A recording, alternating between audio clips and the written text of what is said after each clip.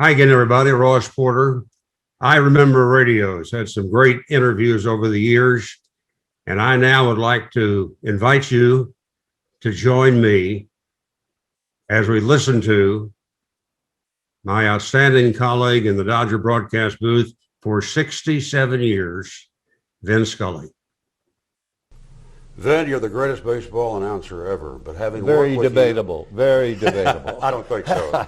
But having worked with you for 28 years, I know that you are equally as fine a man. Your character is unblemished, undiminished. What are the sources of your strength? Well, I guess in one word would be faith. I started out as a little boy groomed as a Catholic, Roman Catholic.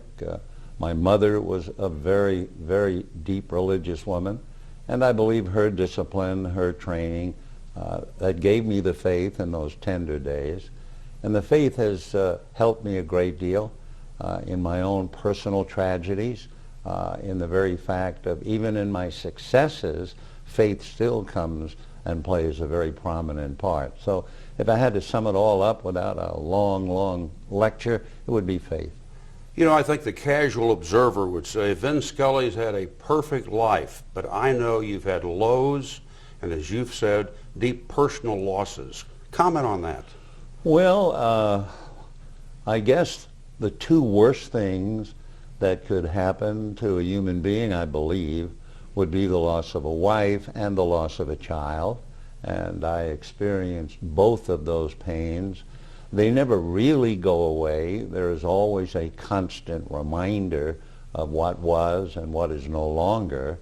Fortunately, in the depths of despair, God was kind enough to give me my wife, Sandy, our children, our 16 grandchildren, and plus the fact that He's allowed me to do what I love to do, and He has given me the health and the longevity to do it all these years. So again, we get back to faith and the gifts that I've been given to pretty much pull me out of what would have been a pretty despairing life. What is success? I think it's momentary. I don't think about success, in all honesty, I don't. I think the moment that you felt you were able to do the job, that's enough. That's enough success. In fact, I remember reading about Napoleon, and Napoleon's biggest problem was he never knew when to stop. It was one success, another success, until finally he pushed the envelope and he was defeated and lost everything. So somewhere in there is a lesson for all of us thinking about success. With all the honors you have received, what keeps you humble? I guess because I know everything I have is a gift. It's a gift from God. I firmly and truly believe that. And as long as you really believe that, I don't see how the ego can get involved. I mean, I spend every day sometime along the way saying, Dear God, thank you. I don't know why I've been given these gifts. I don't remember doing anything to deserve them, and yet I've been given them. So I feel that I certainly can't puff up about it. It's just been an unbelievable gift for which I'm eternally grateful. Yeah. Then what's the importance of laughter? Oh, gee. I think laughter is a basic part of my life for sure. I don't know what I would do if I didn't find things in this world humorous. I really think I've been given a very good sense of humor. Yeah. And somehow or other I can find, maybe it's the Inspector Clouseau in me.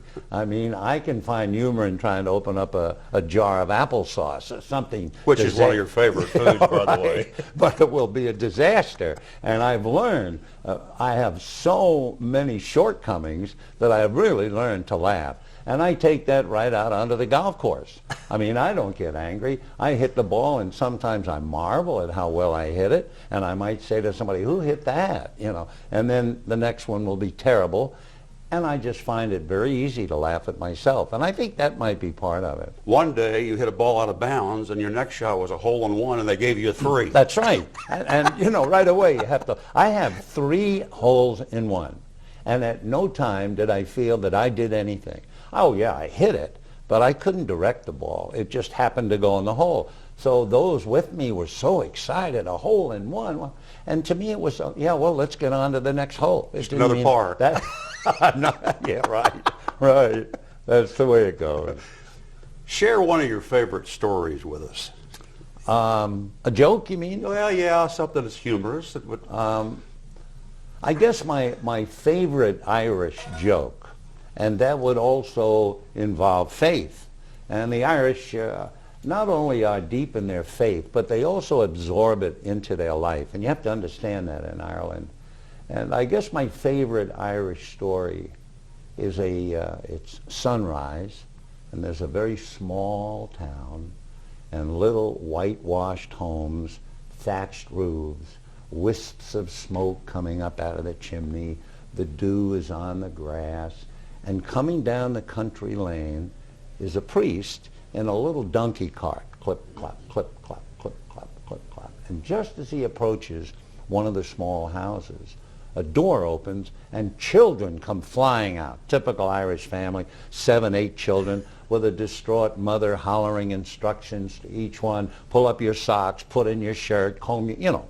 And they go running on laughing to go to school, and she's up against the door exhausted, and the priest comes over and he says, Margaret, he said, I know that being a mother of a large family is a problem, but when things get difficult, when your nerves are frazzled and your temper is short, I want you to think of the Holy Family.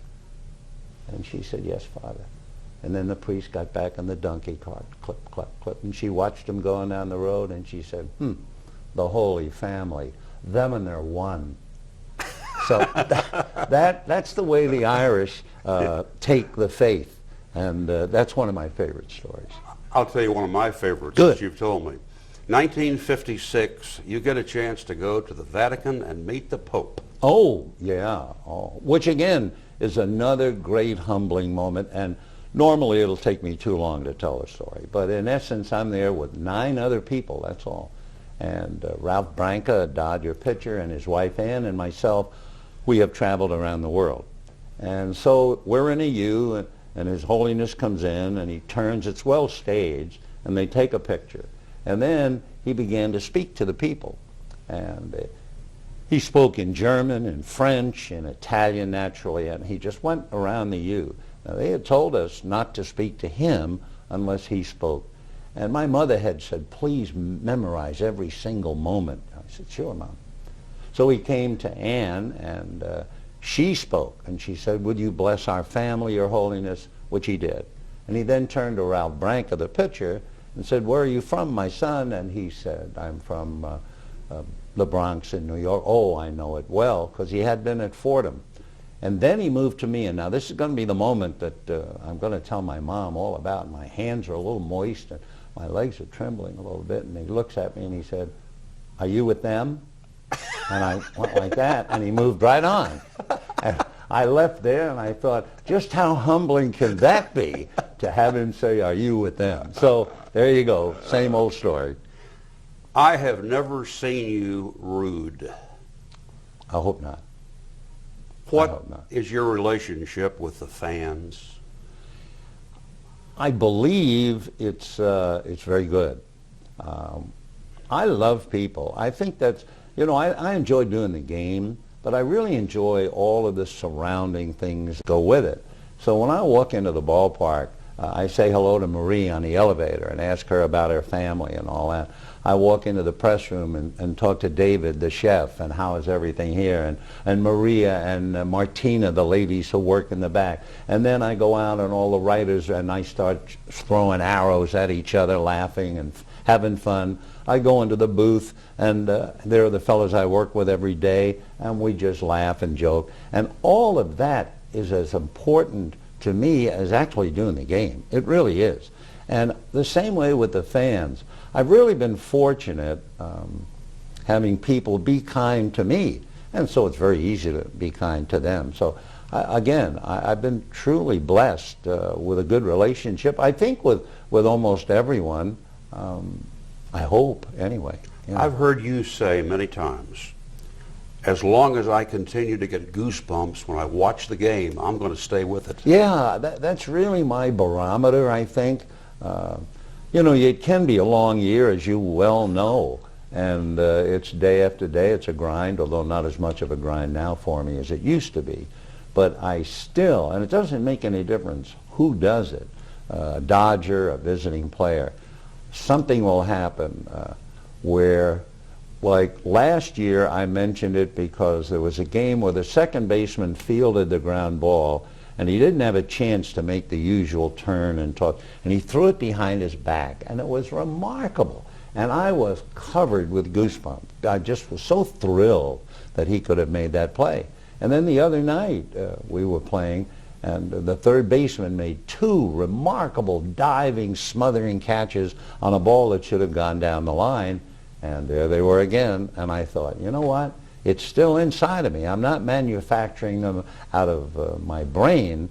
It just automatically happens. So I guess that's still my signpost, that as long as you feel emotionally involved that way, and with the blessings of my wife, I think most people forget, and they shouldn't forget.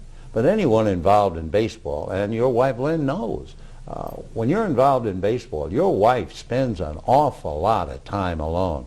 We have 16 grandchildren. We have 5 children, but at 5, 6 in the night, they're busy with their own lives and their own children, and my wife is having dinner by herself in the kitchen. And it's a great sacrifice. So one of the things that kept my decision going and making it easy is where Sandy said, look, you still love it, and I want you to continue to love it as long as you do. The day that you don't think so, then you should pack it in, you know. Or the day, and she's a good critic, sitting home watching the game, and if she said, you know what, you're losing it, I've got to pack it in right away. Yeah. But until then, the goosebumps are what work. I figured it up. In my 28 years with the Dodgers, I was away from Lynn for 9 years. Yeah, there you go. And you go way more than that. Yeah. It's, in fact, that's something I don't do. I would never do what you did, because that would kind of depress me, and I don't want to do that. What was it Satchel Paige said? Don't look back. They're Something's gaining on you. Yeah. And I'm not going to look back. It's onward and hopefully upward. Then giving back and helping people have been a large part of your life. A lot of that's been anonymous. You've done so much gift-wise. I just want to deal with 2 particular areas I know of with you. Retinitis pigmentosa and the St. John's Hospital in Santa Monica. Can you dwell on those? Well, the retinitis pigmentosa, I really inherited by marriage with Sandy. It has plagued all of the men in her family, going back to her father, all of her brothers. What happens is your peripheral vision begins to shut down. You also have a lot of trouble adjusting from bright light indoors or vice versa. You know, when you go in the movie theaters from a bright afternoon, it takes you a little while to even see the chairs. Well, they go through that, and then the eyeball begins to lose all of the peripheral vision until they're looking through straws. And you might say, well, okay, but the straws are not necessarily straight on. They could be that way, this way, and now they're having a lot of trouble, and it's brutal. And so, in a sense, perhaps it was God's plan that I should get involved with a woman whose family has that problem. I must say we have not done nearly as much anymore, but we did a lot more than we do now. And the other is St. John's. We try to contribute to various charities, and please don't make it sound like I'm a big deal doing this. I really don't mean that. But the hospital, the way I figure, services more people in more areas than I can possibly help going with little donations to 500. So that's why basically we've tried to help both areas anyway. Mm-hmm. Yeah. 2 more questions. Sure. This is a show called Real Sports Heroes. Mm-hmm. To you, what is a real sports hero? I think the de-emphasis is on the word sports. Just because a man paints a house, he's not going to be a real painter hero. he's either going to be a real hero or not a hero. So the fact that he's a painter doesn't mean anything. To me, it's the same thing. The fact that he's a ball player and very successful, or a football player, or a basketball player, that's very nice. What it does, it gives him a major opportunity to be a real hero. And so I always quantify that by saying, never mind sports, it's the hero. And we all know what a hero is.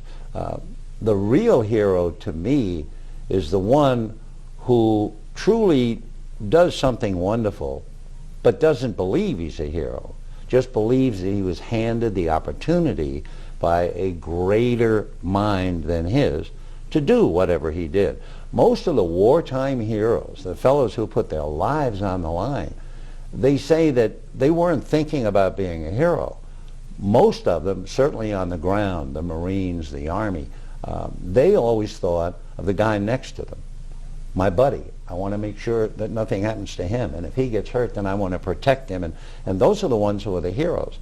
They've been given this special opportunity. So, yeah, that to me, a real hero, and I just kind of forget about sports. And a two-part question for you. What has baseball meant to you, and what has baseball meant to America? Well, to me, in looking back over these 60-some-odd years and what I've been able to do for my children and grandchildren and continue to do, baseball has been a huge opportunity for me, number one, to express myself. Somewhere early in life, I had this feeling that I had to express myself. When I was 8 years old, I wrote a composition saying that I wanted to be a sports announcer. Now you have to remember, when I was 8 years old, that's a long time ago. There was no television. The only sports, I believe, would be a Saturday college football game on the radio. That was the only thing. And yet somehow this little boy had this tremendous desire to be there and to do it. That had to be God's will. I mean, that's the only thing I know how to do. So that part, I know that baseball has fulfilled my life. To America, one of the moments that I am so thrilled to have been gifted to be there was not only Jackie Robinson's arrival, because I traveled with him in the early days, not his first couple of years, but it was still pretty early. And I saw what was going on with Jackie.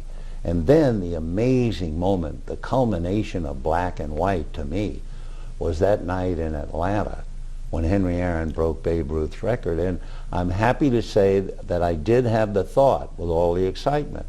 And I said, what a great moment it is for Henry and his family and for the Braves and for Atlanta and for baseball. But what a greater moment for America that a black player would be idolized in the Deep South for breaking the record of a white icon. To me, that might have been almost a bigger impact, certainly a tie with Jackie Robinson. So all in all, baseball has been my life, yeah. And follow that up. As soon as you made the home run call of Aaron's shot, what did you do? Shut up, which I'm very good at doing. When I was that little 8-year-old boy, I would crawl under the radio and let the crowd roar, and it would just wash all over me. And I've always been that way. I try as hard as I can to call the play as quickly and as accurately, and then shut up. There are no words better than the roar of the crowd, as you know. And that night, when he hit the home run, I'll backtrack. In radio, the longest laugh in radio history, I believe, was on a Jack Benny show. And that's where Benny supposedly, again on the radio, is held up walking the street. And he had built up a reputation of being very cheap. And the robber said, your money or your life? And there was silence. And the thief said, well, and Benny said, I'm making up my mind. And that laugh is supposed to be the longest in the history of radio. Well, when Henry Aaron hit the home run, I put the microphone down, got up, and went to the back of the booth because I had nothing to say. The place went bananas. And I think I poured a little coffee. And I stood there and just reveled in the sounds and the sights. And I've timed it since, and it's about 1 minute and 24 seconds without a word spoken. Now, that's a long time on radio, but I had nothing better to say, and it also then gave me a time to calm down and think and then go back and talk about the importance to America. So silence is the best of all. One of the favorite sayings that you gave me one time, less is more. Oh, gosh. And don't we all live by that, really? I mean, the more we get, in retrospect, we think, you know, less might have been better. I would not have had to spend that much time to get more. I could have still been happier with, I can only sleep in one bed and all that kind of stuff. So, yeah, and the same with broadcasting. Red Barber, who was a marvelous broadcaster, always said to me, don't be afraid of silence. And I'm not afraid. Sometimes a little leery of it, thinking I ought to say something, but, you know, I try.